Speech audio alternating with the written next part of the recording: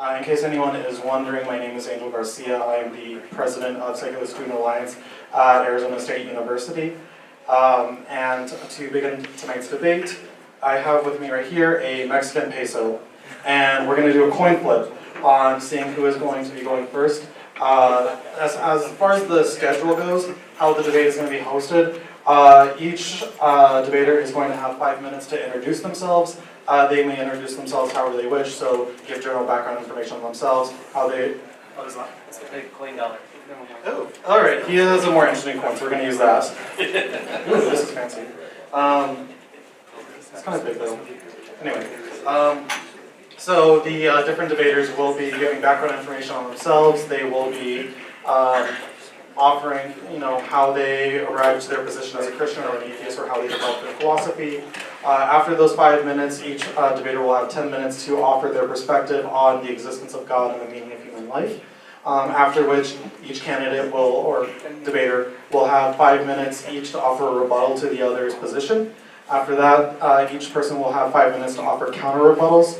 And at the same time, after that, we will have a 5-minute break. After that 5-minute break, each debater will have 10 minutes to represent their argument in light of the rebuttals and counter-rebuttals of their opponent. And after that representation, the mic will be opened up to the floor, and you guys will be able to ask either or both debaters questions regarding their positions. So without further ado, let's get this coin toss started.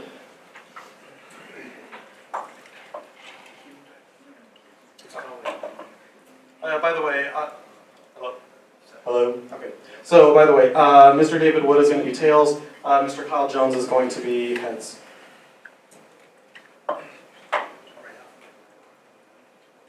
this is to see who goes first? Yes. That works. There's a long tradition of that. Alright. We're going to do this right. Alright, tails. So, Mr. Wood, you get to decide if you want to go first or second. No preference. What do you want? Okay, Kyle's going first. That's gutsy. Second's easier, so. I don't mind. So, you want me to use this? If you want to use it, you can, and if not, then you don't have to. I'd rather not. Is that all right? That's fine. I'll just make sure it's kind of awkward. Especially random phallic object in my face. Hi, my name is Kyle Jones. I'm the token atheist for tonight. I readily assume that title. I'm a former Christian. I was a youth pastor, and an amazing one at that. But I am no longer a Christian. I'm an atheist. You can look up my stuff, kylebjones.com. Thank you, Andre, for all of his savvy tech work. I want to thank the Secular Student Alliance. They've always been really supportive of stuff that I do. I want to thank David for coming out. Last time we debated, we were at the prestigious Columbia University. ASU's okay. It's probably second. It's right below Columbia. But yeah, so I'm glad he came out. So as far as my story goes, like I said, former youth pastor. And as you do as a Christian or someone in ministry, you go off into seminary. So I went to seminary. I started studying the languages. I started analyzing the different issues of the biblical text and the history of the church and world religions and all different philosophies and all this stuff. Went off to grad school, still as a Christian. Went to the proud Boston University. And, as it happens, I started to really question a lot of my assumptions and beliefs about God and life and everything. I started to realize that I had this cognitive dissonance. I couldn't really justify or explain or rationally understand what it meant to believe in an infinite, immaterial, personal being that existed outside of space and time. I really could not provide answers to this. And I remember all the scripted stuff that I had, right? There needs to be a first cause, and there needs to be a God in order to have objective morality, or all of this stuff. But none of those arguments were persuasive to me anymore. So I figured I'd go wherever my reason and my conscience would take me. And where it took me is to now not believing in God, I don't just disbelieve in the Christian God. I disbelieve in Allah, Ganesh, Zeus, Ahura Mazda. For those who don't know, that's the Zoroastrian god. Yeah, I know you guys thought I was Zoroastrian, right? So that's basically where I stand. I'm honored to be here, and I'm really happy to see you all here tonight. And I'm Kyle. Look me up. Most of what I do is not debate. Most of what I do is interfaith work, where I have dialogues and discussions. You know, I'm the friendly, jovial, sort of wimpy atheist. But I can dabble in debating, so that is why I'm here today. So thank you all for coming out, and let's get this going. Thank you.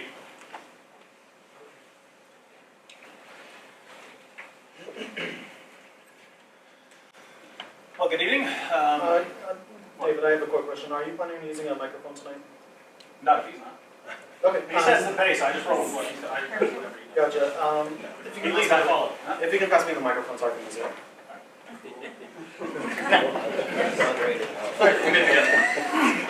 Well, good evening. I'd like to thank the Secular Student Alliance for hosting the debate and coming up with an interesting topic, and Kyle for defending the indefensible tonight. I think it's pretty cool giving us 5 minutes to introduce ourselves, allows us to tell some humorous anecdotes. I have a bunch, but I'm not going to share them. I thought I'd share a few details. Since this is leading into a debate, I'll give you a little background on how I came to the positions I'll be talking about later tonight.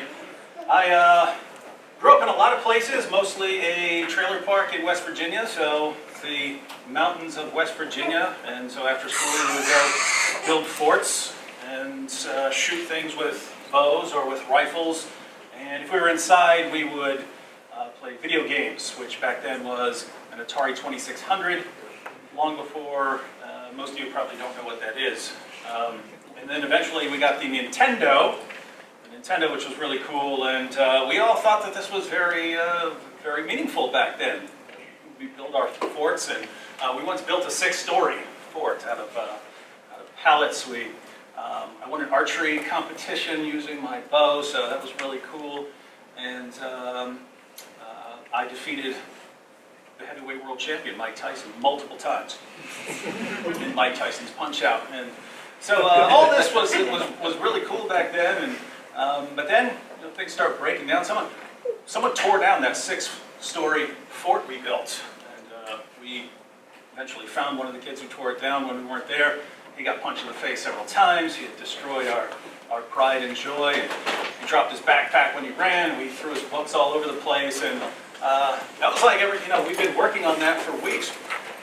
And so that's how things were when I was growing up. And of course, years later, it turned out to think that all those things weren't as important as we thought they were back then. And I'm not giving my perspective now, looking back on that. I came to this conclusion when I was a teenager that these things really weren't as important as I thought. I never believed in God when I was growing up. I was, I think, around 13 when I realized officially that I was an atheist. Probably a year or two later, I concluded that everything I believed about right or wrong, I believed because society had manipulated and brainwashed me into thinking it. And probably a year or two after that, I concluded that everything is meaningless, at least in an ultimate sense. That I understood most people find what they do meaningful, especially if they love what they do. But I regarded that as kind of a harmless delusion. I thought all we can really do is whatever we feel like doing with the little bit of time that we've got. And that's what I did. The problem is things I felt like doing weren't exactly legal a lot of the time. So I ended up in a couple jails, a couple mental hospitals, a few prisons, and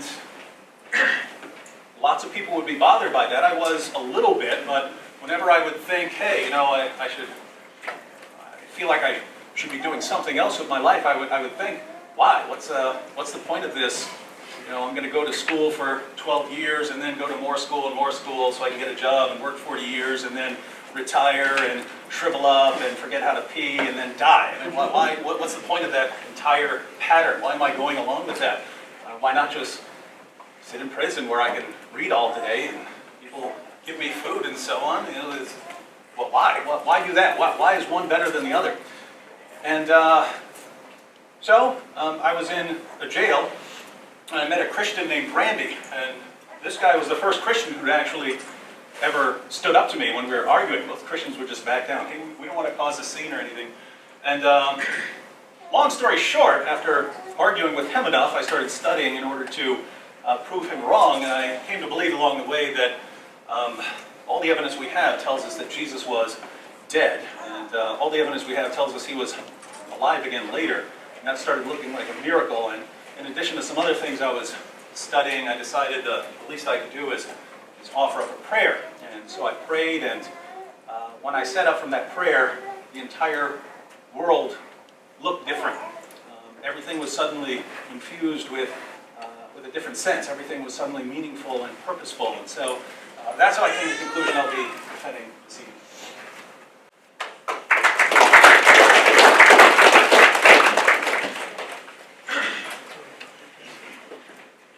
Alright, so before we get started today, two things I'd like to note. If anyone needs to go to the bathroom or exit the room at any point, I would ask that you guys use the double doors over here and not the single door over here, as that would interfere with the video recording. And at the same time, each person has a certain amount of time to speak, as I've already said. When they have 2 minutes left, I will raise 2 fingers up to let them know. 1 minute left, 30 seconds, and then finish your sentence, stop. In case anyone is wondering what the hand gestures are for. So without further ado, though, I'm going to turn the floor over to Mr. Kyle Jones.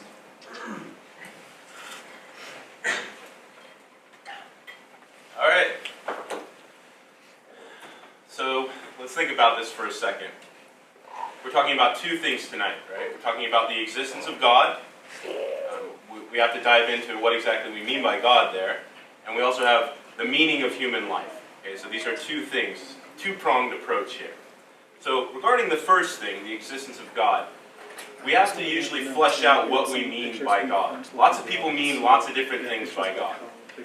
David here particularly is of the Christian faith, or he identifies as Christian. As we all know, even within Christianity, there's an infinite plethora of understandings of what God amounts to. But like I said earlier, I'm an atheist about any God. If you want to describe God as being synonymous with nature or the universe, or something like a liberal Christian might say, our infinite obligation to the other, I have less of a problem with that, with Einstein or Spinoza's definitions of God. If we're talking about God as an immaterial, invisible, personal, willful being that exists outside of space and time, I do not believe in that God. And I believe that there is absolutely no evidence. I believe you can have faith, you can want there to be a God, but I do not believe that that God exists. And I have many reasons for that. One of them is when we start describing this God, it gets very difficult. Okay? Like I said, if this God is infinite, then this God infinitely transcends the world. How would we ever understand an infinite God? How would we ever comprehend or wrap our minds around an infinite God? An infinite God would infinitely transcend any word that you would use to describe about God. So how would we even understand what this God is like? If you can understand infinity, then you are way beyond what I would think of as normal human cognition, right? If you can understand what quantum mechanics and what astrophysicists have been trying to comprehend for years and years and years, if you're able to even answer their doubts or their questions, then I doubt you. I remember this funny meme. It was like creationism, the belief that Kirk Cameron knows more than Stephen Hawking. We're overstepping our reach here. We're trying to describe in human words what an infinite being is. So once again, when we say things like God spoke, what do we mean when we say speak or spoke? We're implying certain things, right? We're implying larynx or a tongue or audible words. How can that be applied to an infinite being? It simply does not reach. So we're going too far in our epistemologies to assume that the language we use can accurately reflect or grapple or describe even remotely close an infinite being, right? The closest thing you could ever get to describing infinity would be silence. And so I think that that's probably a more humble position to take than to say that you know that there exists an infinite being outside of space and time. I think that's, it takes a lot of guts to say that. Now, lots of people say, well, where does the world come from? Right? I love this question. When people ask me this question, well, where do you think the world came from? I'm like, you're talking to me. I'm 33 years old. How the hell do I know where the world came from? I mean, really. And whenever anyone says, well, I got an answer right here. I know where the world came from. What are you talking about? How do you know where the world came from? It's a very high and lofty question to ask somebody. Give me the ultimate answer to life and existence. Right? Like I said before, it's 42 would be a better answer than God in my mind.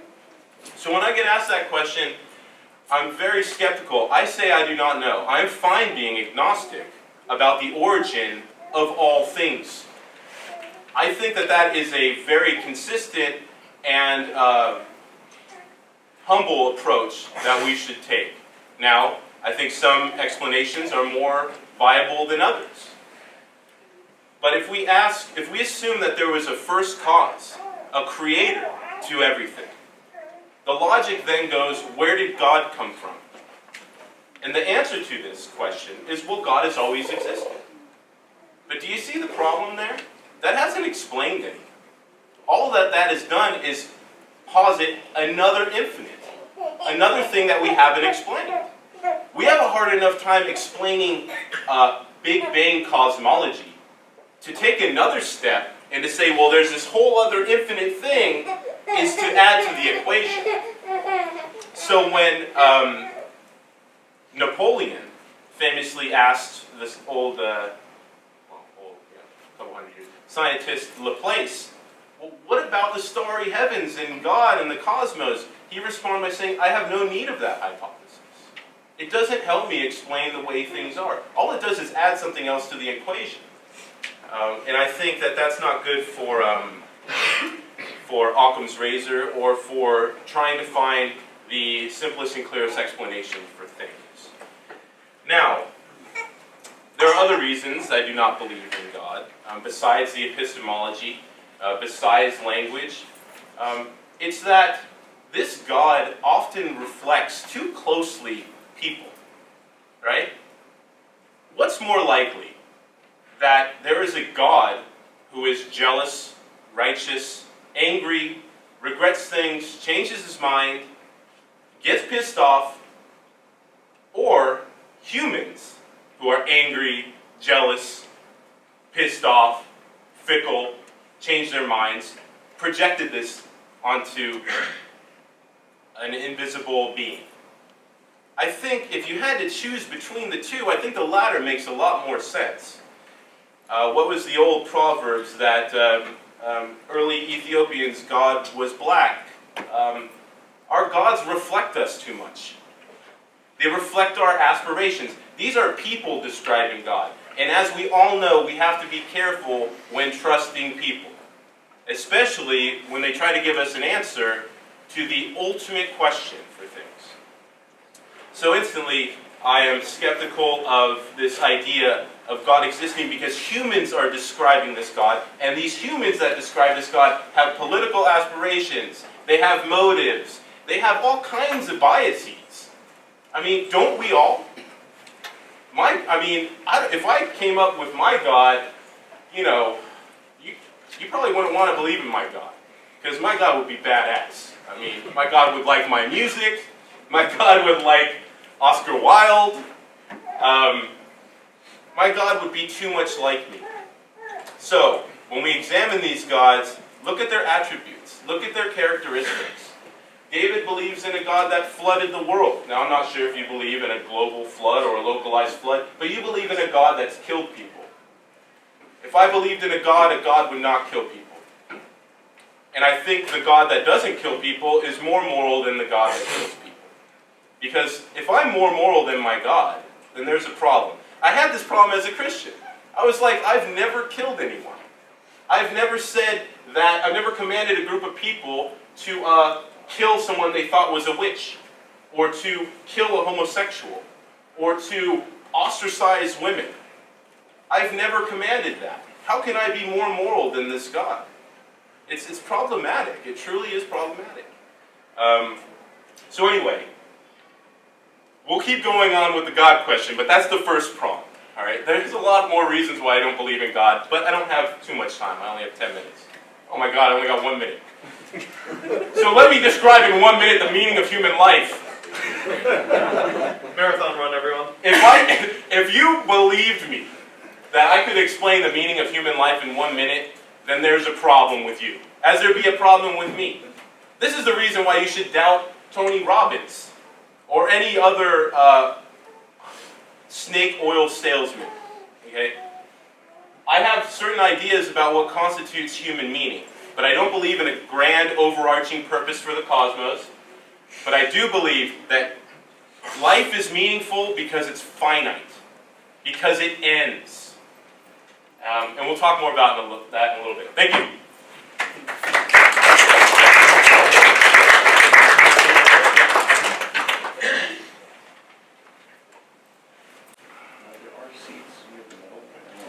All right, thank you so much. Thank you so much, thank you so much, Kyle. Mr. Wood, you have the floor. I just want to remind you and everyone, though, that we're just presenting arguments right now. Rebuttals will be in a little bit. And you may be on. All right, I think Kyle and I are off on focusing on different things here at the beginning. I looked at the description on the Facebook page that described the debate as a discussion of the implications of theism and belief in God and lack of belief in God on the meaning of life. But I'm fine discussing the existence of God as well tonight. I'm just going to focus on that in my opening statement, and then in the rebuttals we can get to details of the existence of God. Now, I certainly don't want to argue that atheists don't have meaning in life. Lots of things can be meaningful to us in different ways. The real difference between theism and atheism when it comes to meaning, I would say, is the kinds and degrees of meaning available to us.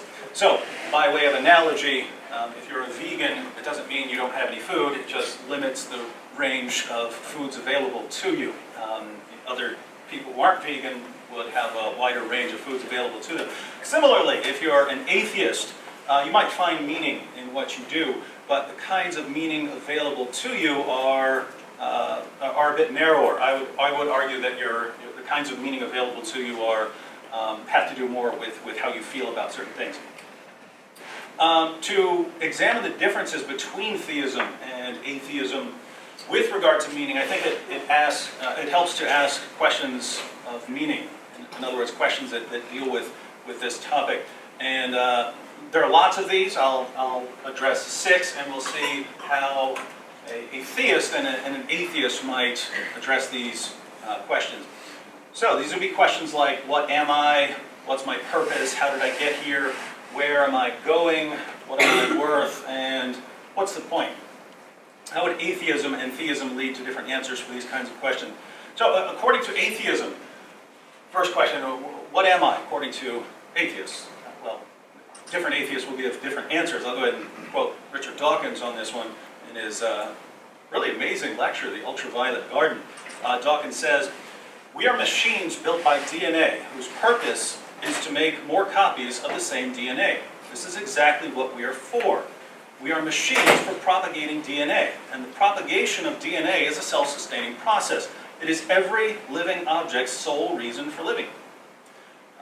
So, a molecule called DNA, you are a machine designed by that to make copies of it. That's what you're here for. What are you? What would you be according to theism? If we're talking about Judeo-Christian theism, you would be the image of God. So there's a God and you're created in God's image. Second, what's my purpose?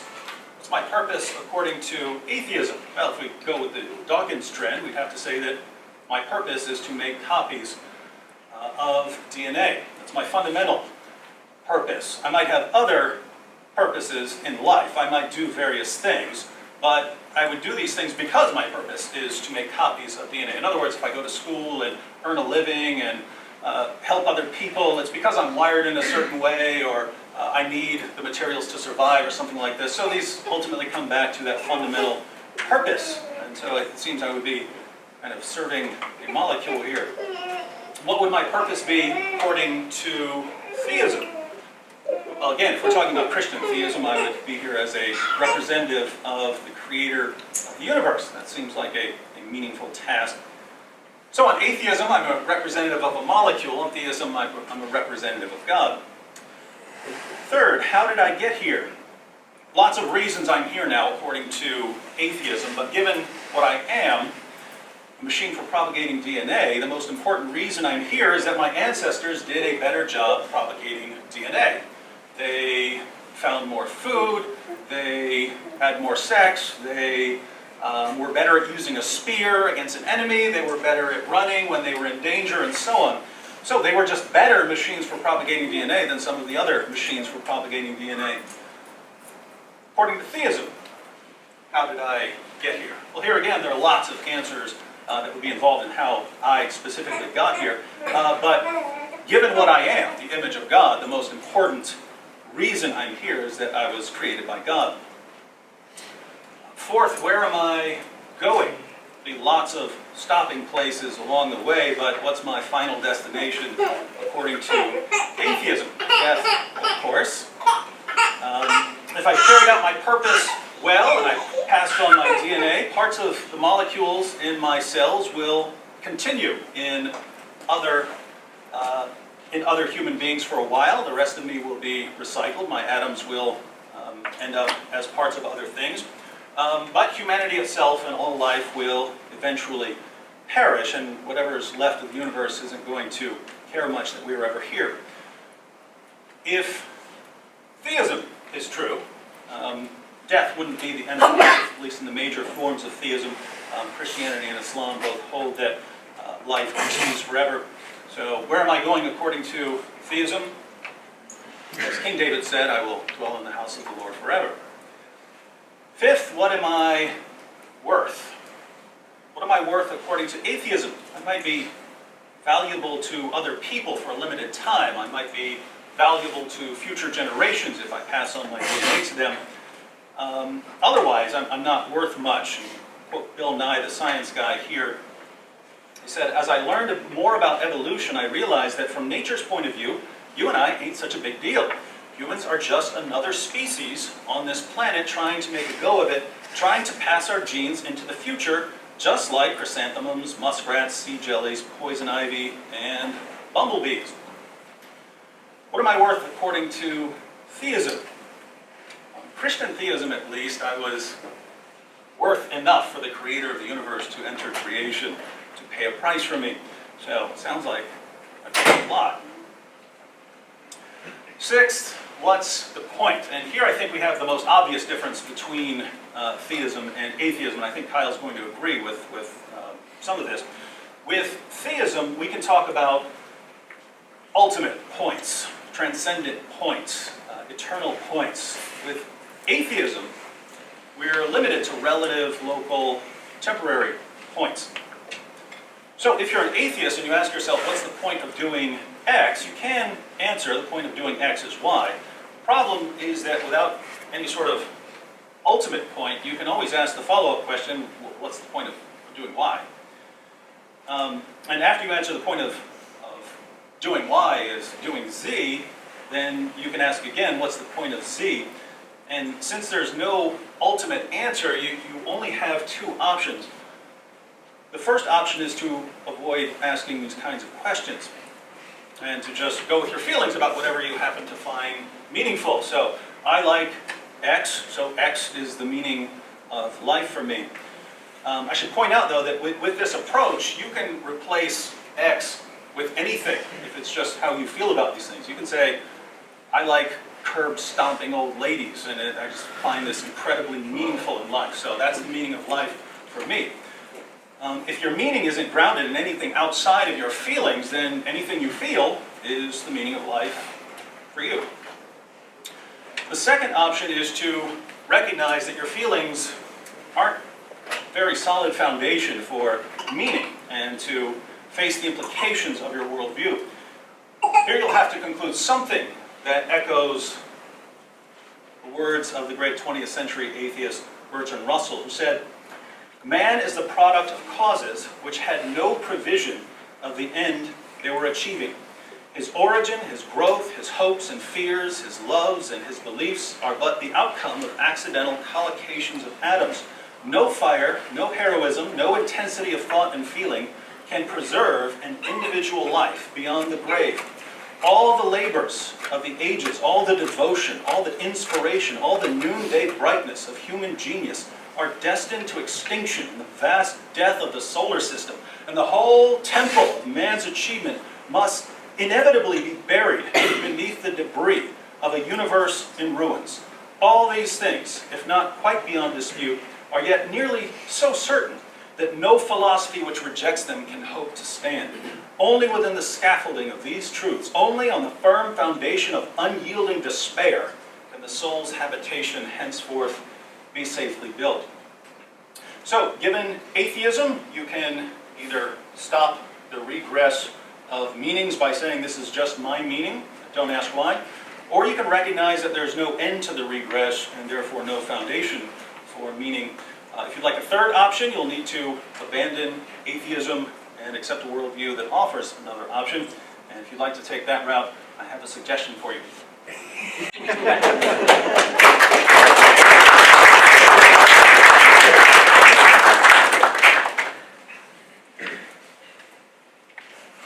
All right, thank you, Mr. Wood and Mr. Jones, for giving your thoughts. We're going to go to rebuttals now. I do also just want to say, since I notice a number of people standing along the sides of the room, there are open chairs, and I'm sure people are friendly here. So if anyone wants to sit down, there are chairs available.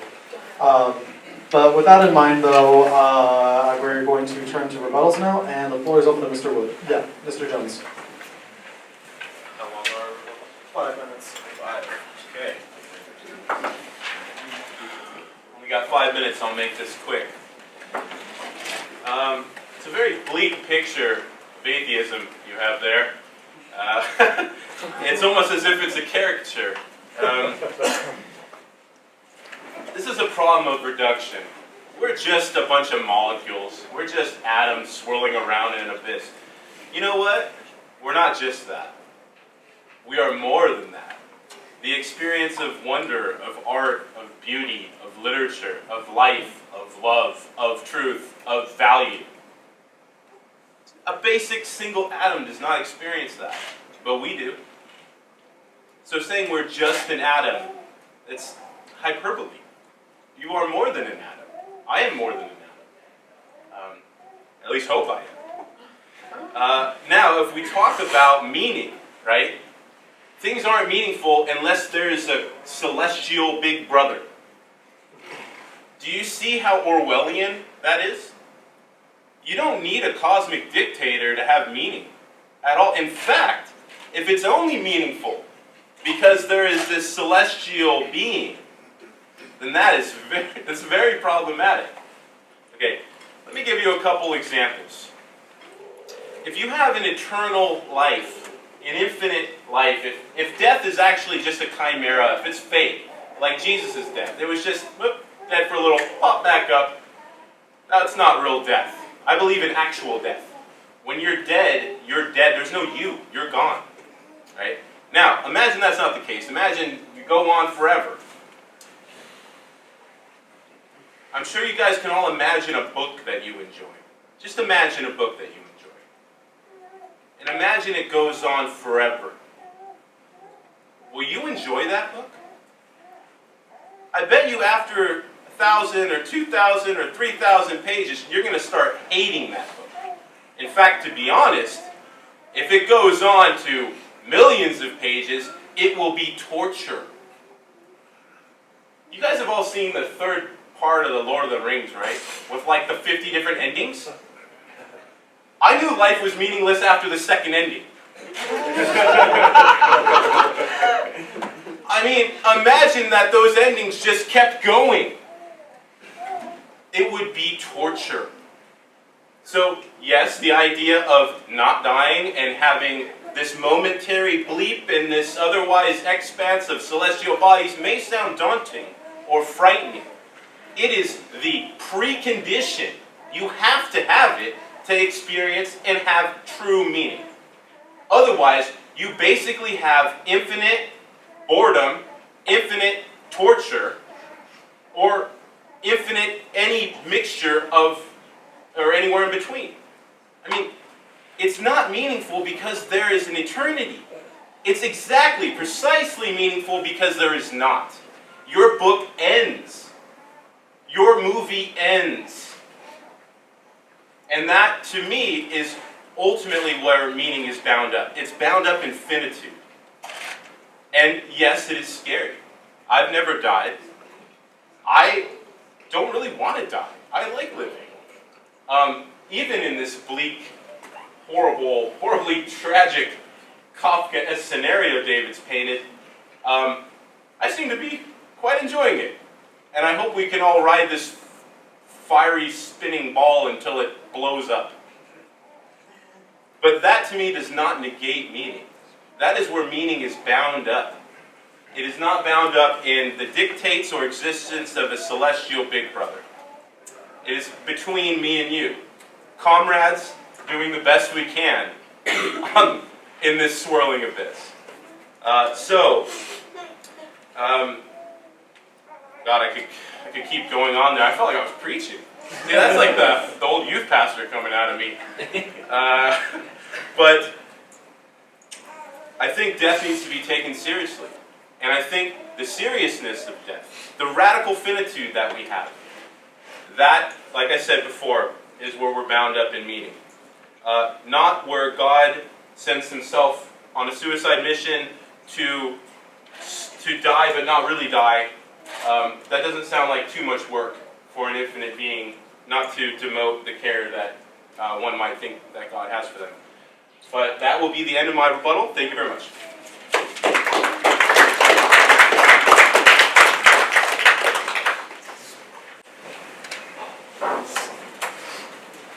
All right, thank you, Kyle. Thank you, Kyle, and Mr. Wood, you have the floor. All right, Kyle says that I offer a bleak picture of atheism. Where did that picture come from? Richard Dawkins, Bill Nye the Science Guy, and Bertrand Russell. So, the leading defenders of atheism in the modern world offer a bleak picture of atheism. That should say something about their view.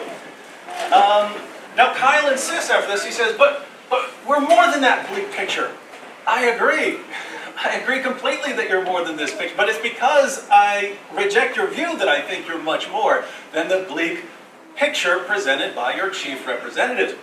And by the way, I'm not just saying this as a Christian. I concluded that when I was 16, 17 years old. So that's exactly what I thought. When I read the words of Richard Dawkins and so on, or Bill Nye the Science Guy on this topic, I think, yeah, you're right. Now, by the way, sometimes they'll go on to say, but we have meaning anyway, and so on. But it's like, well, you kind of got the implications of your worldview correct, but you still need to say, but we still have meaning because we at least recognize our place in the universe, whether it's meaningful or not.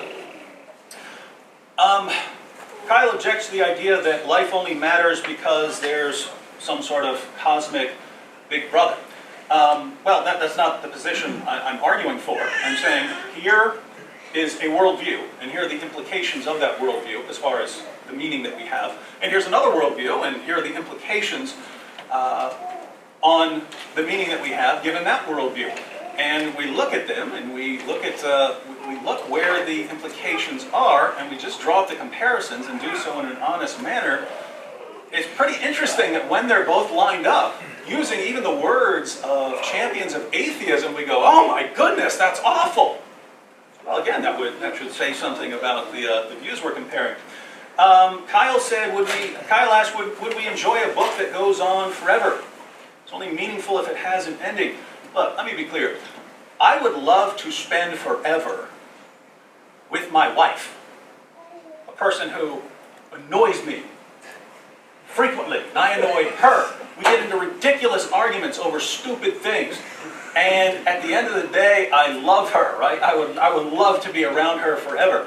How much more the creator of the universe, right? So if we're talking about the bleak picture of atheism, I would say you have a pretty bleak picture of theism. If you say, I could know the creator of everything, time and eternity and everything else, I could know the creator. But, you know, a couple years and then I'll get bored. I don't know. Maybe we experience it, we find out we don't get bored. Once you experience the infinite, maybe the infinite isn't boring. Now, on the issue of the infinite God, Kyle asked, how could we comprehend an infinite God? Well, yeah, you can't fully get your mind around it, but it's like the concept of infinity. We understand what the concept of infinity is. By negation, it's, you know, beyond limits and so on. You can't get your mind fully around it, but you can certainly understand something about the concept, and I would say that it's something similar about God. Obviously, you can't get your mind fully around God. As for arguments for God's existence, Kyle brings up what would be the cosmological argument, and he says that he's content in being agnostic on where the universe came from. And I actually respect that position more than people who say, an atheist who say, this is how it happened. And, you know, I have more respect for saying I don't know than for this is how it happened and then giving an atheistic answer. But I think it's remarkably easy to come to certain conclusions on a topic like this, mostly by just offering disjunctive syllogisms, which are very, very simple reasoning. Either the universe has existed for all eternity, or it had a beginning. We know mathematically and philosophically and scientifically that the universe hasn't existed for all eternity. Conclusion, it had a beginning. Now that you know that it had a beginning, it either began to exist as a result of some cause or it's uncaused. The idea of a universe coming into existence as a result of no cause would defy everything we know about reasoning, what science would go out the window and so on. So we have to conclude that the universe has a cause. If the universe has a cause, then what are the characteristics of this cause? Well, time comes into existence with the universe, so it would have to be timeless. Matter comes into existence with the universe, so it would have to be immaterial. It would have to be powerful enough to create a universe out of nothing, sounding an awful lot like God, but with some very simple reasoning. So Kyle's content with agnosticism. I'm content with going with the disjunctive syllogisms.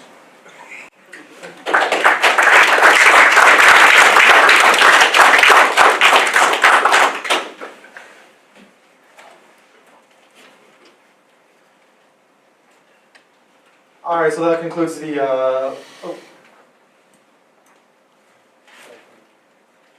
I just got the schedule mixed up in my head. I had accidentally skipped forward to the break instead of the counter rebuttals, but yeah, so we're going to be starting counter rebuttals now. Mr. Jones, you have the floor.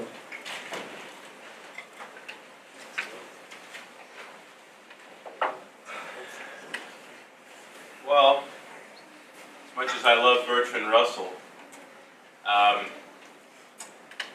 I don't know if I would say he's an atheist, that's for sure. So is Richard Dawkins, so are many other people. Many who have different views, as I'm sure you're familiar with Christianity. I could quote Billy Graham, maybe Fred Phelps, and some other people, but I won't do that. I don't want to caricature your opinion. When we talk about this, let's get to the point here. He said there was a problem with the idea, right, that the universe has always existed. And that is a philosophical position that lots of people hold, actually. And yet the problem there doesn't seem to apply to a God that's always existed. Do you see where the problem is? You can apply the same logic to an uncaused being that has existed forever. Where does God come from? Just God has always existed. How is that different from saying the world has always existed? Neither of them are providing justifications for why that existed. So anyway, the idea of a God existing forever is just as problematic for me as the idea of a universe existing forever. Now, when David was talking about how we can't wrap our heads completely around the idea of infinity, I'm well in agreement with that. I think we're all in agreement with that. But it's interesting how very little we would actually know about the concept of infinity. Yeah, we have a very vague idea. It's infinity. I see the symbol. That's about as far as my mind goes. If you can go further than that, please let me know. Now, if we want to understand if we want to apply that to God, then if we can know this much about God, that's not much. That's not much at all. Certainly not enough to warrant a belief. It's a concept. It's an idea. But assenting to it mentally, I'm not so sure. Now, when you're talking about Bertrand Russell and Richard Dawkins, and they paint this bleak picture, right, of the ultimate purpose, or lack thereof, of the cosmos, I'm in agreement. I don't think there's a nice golden thread that wraps everything together. I don't think it's a nice package. In fact, I think it's very tempting to wrap things up nicely like that. There's this ultimate meta-narrative, this story that has an ending, this Shakespearean play where at the end this happens and it wraps up the whole story. Life is more complicated, more difficult, and not as easy to understand as that is laid out. That takes a lot of, I would say, hubris. To say not only do you know that an infinite being exists, but that you know what this infinite being is like, that you describe this infinite being in human words that cannot apply to an infinite being, that this world has this intrinsic value or meaning or story because of this infinite being, that requires a lot. That's a very high statement to say that you know that. I mean, I think people can believe it, but to know it, to have cognitive certainty, or at least some semblance of certainty about that, that's a very high statement, and it needs high levels of justification that I don't think are provided. We were told it's so simple, it's almost like an 8-year-old can do these disjunctive syllogisms and go, oh, there's the first cause. No. I mean, that's just simply not the case. Like I said, where does God come from? Now, I could go into all kinds of things. I doubt that you'd want to spend forever with your wife. I don't know her, she's probably a lovely person, but I can guarantee you would not want to spend eternity with her. As you wouldn't want to spend eternity with anybody. And I love a lot of people. But spending eternity with them? My God, are you kidding me? That is unbelievable. That is worse than the Lord of the Rings movie. Because at least I can separate myself. You know, I click the off button. But there's no off button in eternity. And you have no choice to be there or not. Imagine that. You can't just, I don't think you can stop yourself or kill yourself in eternity. That would be an interesting idea, but I will end there. Thank you very much.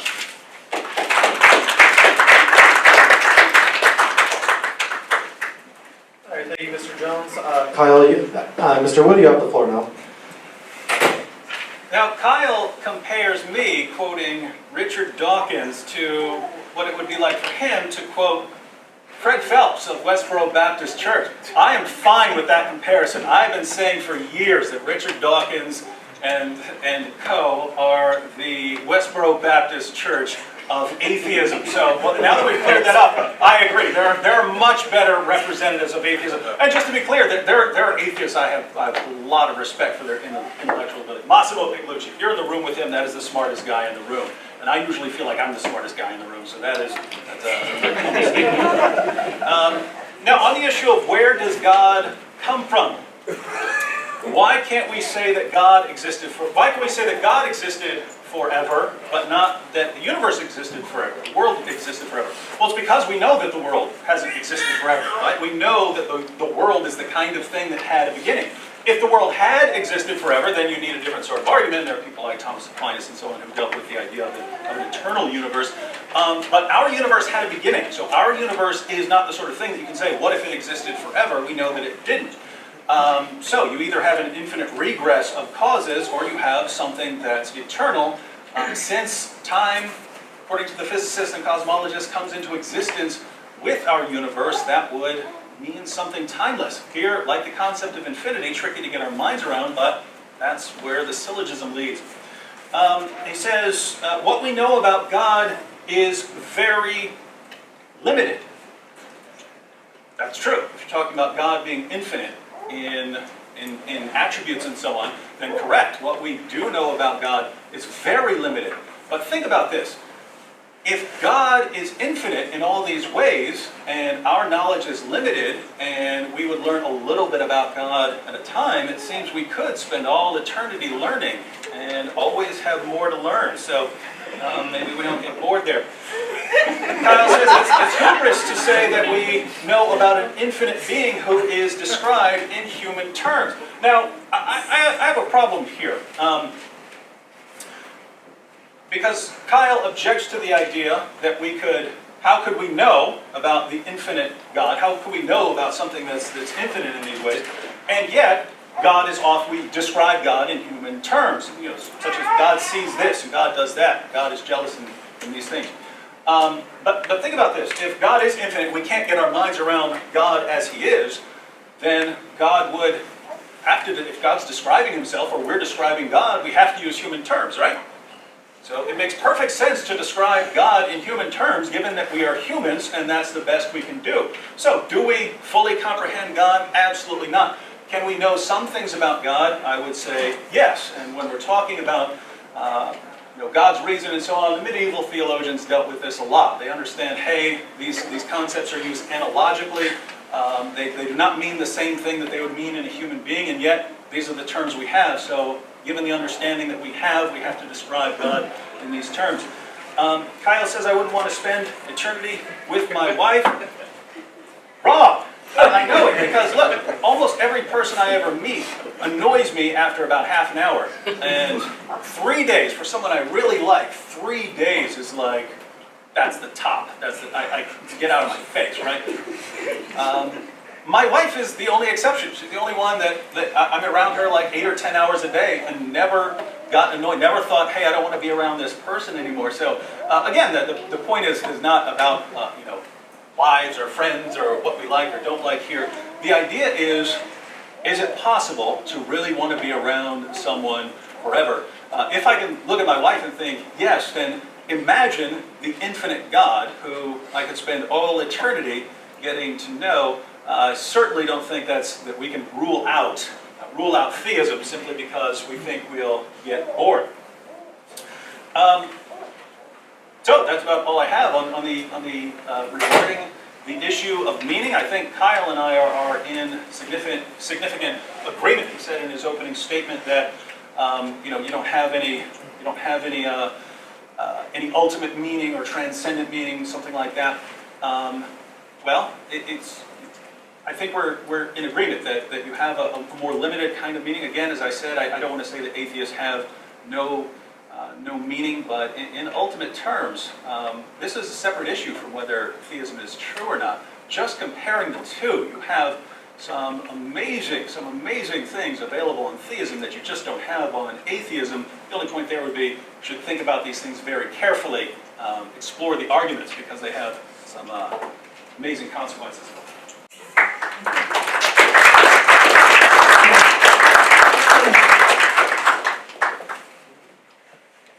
You can call me Kyle Wood if you like.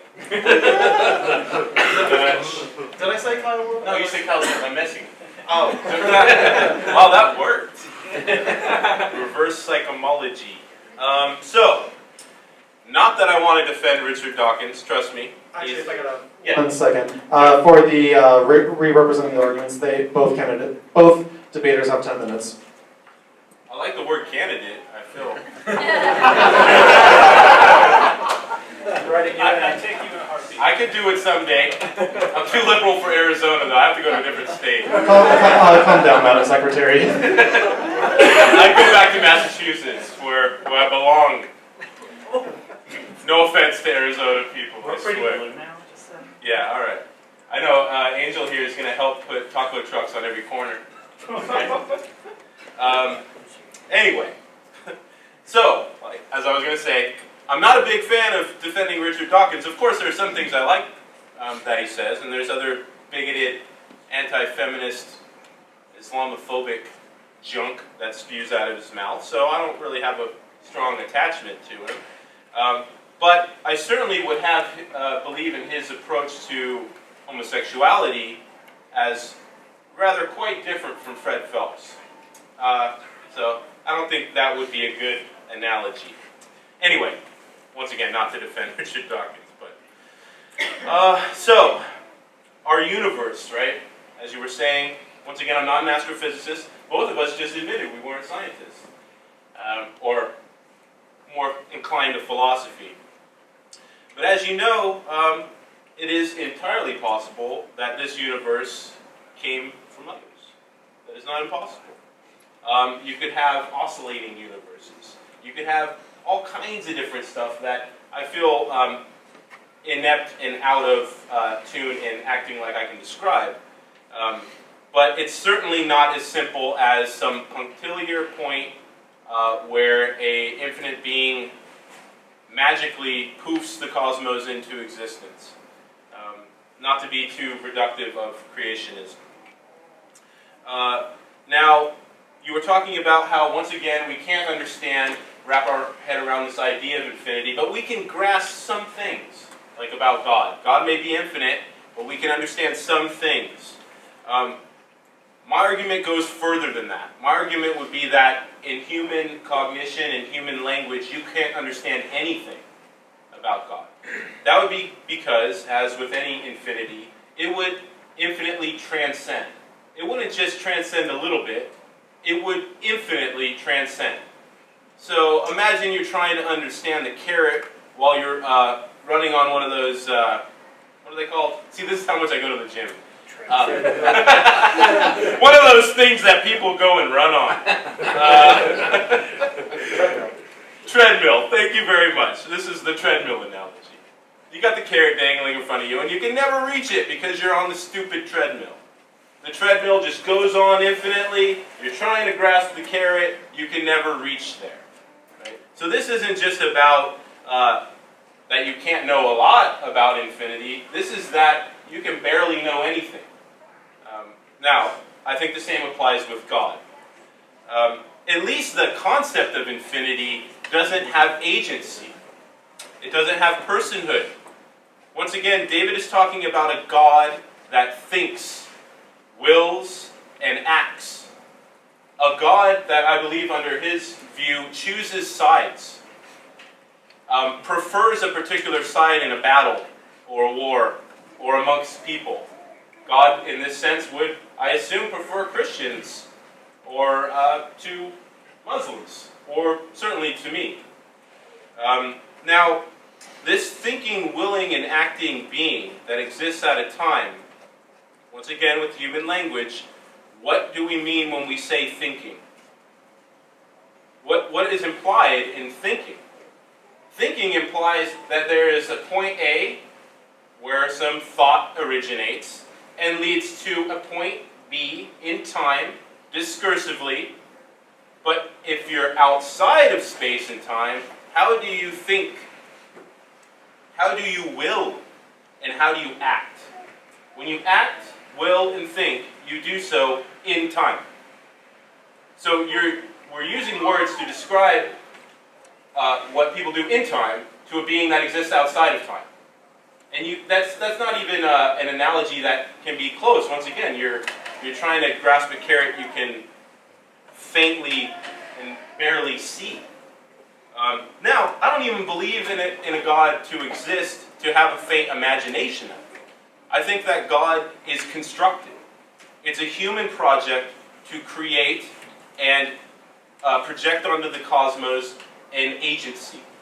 We're notorious for this. Not only do we want to see patterns, these are just anthropological facts, we want to see patterns. We see faces on the moon all the time. I always see the funniest faces, but we see patterns where there may not be none. And there are, I believe, evolutionary reasons for that. But there's also agency that we project onto things. And I think that we do that onto this idea of a God, and which certainly makes sense when this God is a lot like us. David's talking about a very sort of bare bones theism, right? He's not diving into his Christian faith. You mentioned Jesus once earlier, and you didn't even say Jesus by name. It's funny, in this debate, I'm the first person to say Jesus. But when we start breaking down more and more what God you actually believe in, as opposed to just Aquinas' first cause, that would provide much fodder, I believe, not only of my criticism of the recordings of Jesus, or the dubious circumstances under which this supposed person existed and performed miracles and was raised from the dead, or, interestingly enough, raised himself from the dead. The critique of the Trinity is strong with this one. I do not believe that 3 can equal 1. But that's just about Christianity. And on the topic of Christianity, let's also imagine some other world religions, or some other faiths. Let's imagine Islam, or Judaism, or Zoroastrianism, or whatever. Imagine David's critique of them. Okay? What would the criticisms be? Well, it doesn't seem to be evidence for this God. This God seems to have conflicting messages, or stories, or moral character. This God is written about by ancient desert nomads that didn't know that the earth revolved around the sun, didn't know what a germ was. So he would go, well, of course I'm not going to believe this. But it's interesting, because that's why I don't believe in his God. The same criticisms that he would have about any other of the thousands of gods that exist, or that are said to exist, is the same criticism that I would have of his God. I just go, and I hate to say this, I just go one God further. That's all that we're doing here, that's all that I'm doing here, is I would use his logic against his God, or the God that he believes in. I feel that it's problematic when you have a standard for others that you do not have for yourself. And once again, God is always exempted from these rules, right? From nothing, nothing comes. You can't get something out of nothing. But God created the world out of nothing. How does that happen?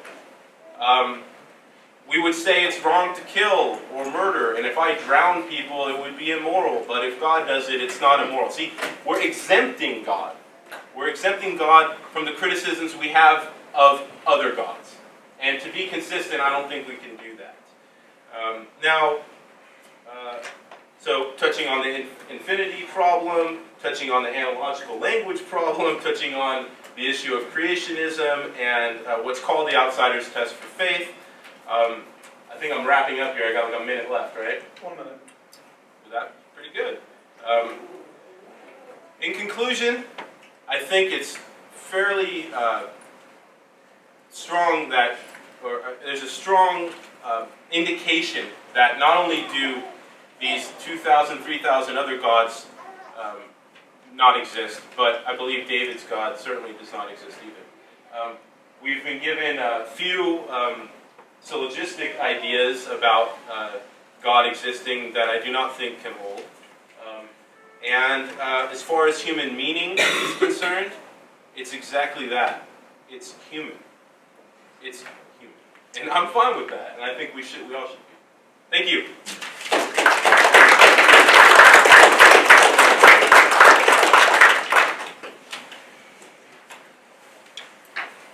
All right, thank you. Hello. Okay. Thank you, Kyle. And Mr. Wood, you have the floor now. I'm going to try and bring some of these ideas together along the way here. Kyle says that one possibility is that our universe came from other universes. So why do we say that it came from God? Well, these other universes, so this is called multiverse theory. And the traditional idea is that the universe comes into existence, and that's the beginning of space, matter, and time, and so on. And the alternative to this, from the atheistic perspective, is that there's a series of other universes, possibly an infinite series of other universes. But these other universes, here's the problem, are still temporal, physical universes. And so you still are left with the kinds of things that have beginnings and so on. And so the argument just applies, only now you're dealing with an infinite number of universes to account for, and not just one. Now, I want to point out here, because this applies to several things. I laid this out as simple disjunctive syllogisms, either A or B. It's not A, therefore it's B. This is the simplest type of reasoning we have. If we can't trust our reasoning with disjunctive syllogisms, I would say science goes out the door, everything goes out the door. We just can't trust our reasoning ability. If I can't know, hey, either the universe goes back forever or it has a beginning, we know that it doesn't go back forever, therefore it has a beginning. If I can't know, hey, if the universe came into existence, it either had a cause or it's uncaused, it's absurd to think there's no cause, therefore there's a cause, and then to go on through the attributes. If we can't do that kind of reasoning, I'm afraid we shouldn't be reasoning at all. And so I think the issue here is one of our confidence in our faculties, and I think this would be another difference between theism and atheism. Here I'm talking about atheism in the strong sense of something like naturalism. I believe we're made for things like this, right? I believe we're made to be able to figure things like this out. So as a Christian, I believe we're created in the image of God, and that we're made to be able to figure out things like the origin of the universe and so on. If I were a naturalist, then I would have to agree, yeah, we talking about the origin of the universe? What are you talking about? We're not made for that sort of thing. If we're talking about naturalism, we have to think how we got here. How do we get the faculties that we have? How would we get these faculties if naturalism is true? Well, natural selection only favors two things, survival and reproduction. Right? So whatever faculties we have, those faculties were selected because they helped us survive and reproduce. So if you're trying to assess the reliability of our reasoning ability, you'd have to say this was an ability that was selected because it helped us survive and reproduce. It helped our ancestors survive and reproduce. We have this ability because our ancestors had an ability that helped them survive and reproduce, and so they ended up leading to us over time. Now the problem is, if you say I have reliable reasoning ability, I have reliable cognitive faculties when it comes to things like finding food or finding a mate, so things that are basically related to survival and reproduction, that's not the sort of faculty you can trust to tell you about the origins of universes or things like God or something like that. You're not made for that sort of thing. So at the end of the day, much like the implications with the question of meaning, that if you're a theist, you have a certain view of the meaning of life and so on. And if you're an atheist, you have limited resources when coming to your conclusions about meaning. The same is true of our ability, of our reasoning abilities and so on, that if you're a theist, again, you think, hey, I'm made to answer these big questions. I'm created in the image of God. If you're a naturalist, you have to think my faculties came from their ability to help my ancestors survive and reproduce, and coming to accurate conclusions about which berries to eat does not give you good grounds to think that you could figure out the origin of the universe or something like that. But if that's the case, notice we have trouble dealing with some of these other issues. If our reasoning ability is in doubt, if we can't trust ourselves making disjunctive syllogisms, how do we then go on to make criticisms of God and say God should do this, God wouldn't do that, we can't know this, we can't know that? All of this is presupposing a naturalistic view of our faculty, which, to be clear, I think it's good that he's being consistent. It's good that he's being consistent in that sense of our not being able to understand the infinite. No, if we're not made for that sort of thing, then of course not. Again, as a theist, we are made to know God. So, now Kile again says that God would be infinitely removed for us, so we just can't know much about God. So here again, I'll say that that's assuming a very low view of what we are. If the infinite creator made us to know him, and we have to grow in that knowledge, are you saying that an infinite being could not make us to understand him? We're starting off with the idea of an infinite being and what he could do. I would assume he can make us so that we can know something about him. How can we know, this is an interesting point, how can we know or understand what it's like to think or act outside of time? Well, that's correct, that we don't understand that, and theologians have been talking about that a lot longer than we've been around. So yes, this is the principle of analogy, that no, you can't fully grasp what it's like for God to think or God to act. You can only understand it analogically. Here's what it's like for us. Therefore, God's thinking is somehow analogical to us, but significantly different. Well, how can we say that God does think and God does act if we don't know what it's like to do that kind of thing from outside of time? Well, when we make arguments and come to conclusions that there's no other option other than the conclusion, not being able to get our minds fully around the concept doesn't mean we can't come to conclusions. I have no idea what it would be like for something to be timeless or something to be immaterial. But that's the conclusion you need. If matter and time come into existence with the universe, then the cause, which you have to have, is timeless and immaterial. So just because I don't know what it's like to be timeless, which a two-dimensional being, if you could have a two-dimensional being, wouldn't understand what it's like to be three-dimensional.